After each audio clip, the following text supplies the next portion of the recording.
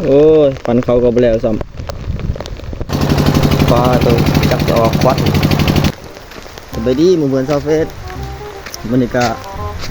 ฝนตกเลยเนาะดูต้นนี่ก็ได้บ่หมดจักเสียไต่ดูคนที่เขาเกี่ยวข้าวเกี่ยวหนาม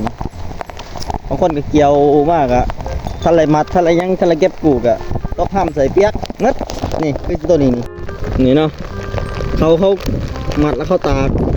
เขาตัดแล้วเขาตากนี่ตกใส่อีกแล้วอยากเบิดบ่ของไฟเขาไฟคือกันกำลังปั่นเขาฝนตกห่ำโอ้ยปั่นเขาก็ไปแล้วซ้ำฝ่าคนเรียรอกำลังปั่นนะลูกเปลืองตั้งในเขาจักซอบแล้วฮะตบห่ำซ้ำมาหลังจากที่ฝักฝนตกนะจะมาต่อกันเลย